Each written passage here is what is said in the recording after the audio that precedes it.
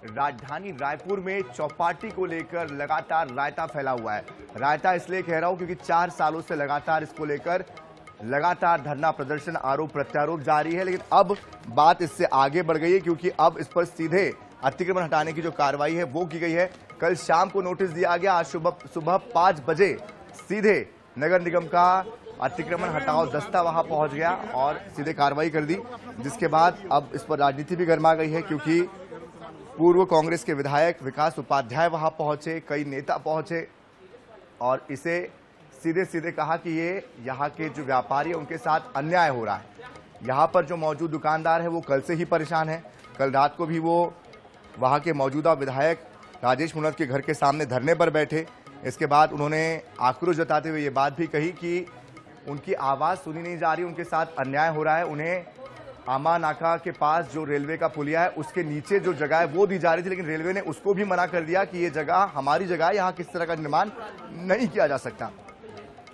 सुबह से जो घटनाक्रम हुआ है इस पर अधिक जानकारी के लिए हमारे साथ हमारे संवाददाता गौरव शर्मा जुड़ चुके हैं। गौरव, लगातार हम देख रहे हैं सुबह 5 बजे से ही गहमा गहमी का माहौल है।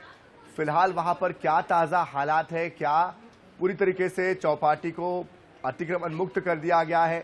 जो वहां के व्यापारी है उनका क्या अभी फिलहाल स्थिति है, उनकी क्या वो कह रहे हैं, वहां पर मौजूदा समय में क्या हालात है?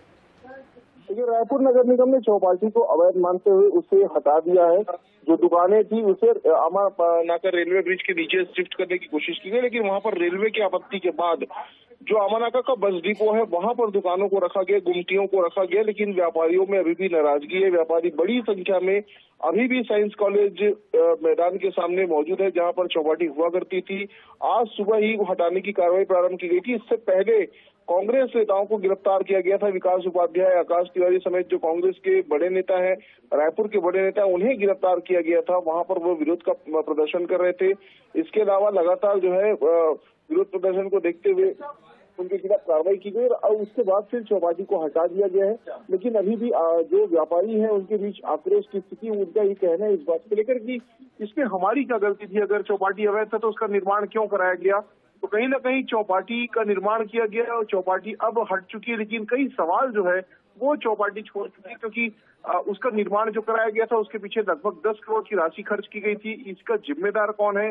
अवैध तरीके से निर्माण कराने का सवाल ये भी है। सवाल इस बात को लेकर भी कि उन व्यापारियों की आखिर क्या गलती थी जब उन्हें लीज पर दिया गया था और उसके बाद में अब उन्हें अचानक हटा दिया गया है। साथ ही साथ व्यवस्थापन को लेकर भी कोई फैसला नहीं हो सका। तो कुल मिलाकर जो राजनीति हुई चौपाटी को लेकर उसमें अगर कोई पिसा है तो वो व्यापारी जो है वो लोग पिस गए और साथ ही साथ शहर की बड़ी संख्या में लोग वहां पर अपने परिवार के साथ लजीज व्यंजनों का लुत्फ उठाने जाते थे, वे भी कहीं ना कहीं परेशान हो रहे हैं। तो इस तरह से चौपाटी हटाने को लेकर जो विरोध और समर्थन का दौर है वो लगातार जारी, लेकिन इस बीच व्यापारी जो है कहीं ना कहीं परेशान हो रहे हैं, पिस रहे हैं। बिल्कुल जाहिर सी बात है, यहाँ पर व्यापारियों का जो भविष्य है वो संकट में है। आप नजर बनाए रखिए। बहुत शुक्रिया फिलहाल इस पूरी जानकारी के लिए।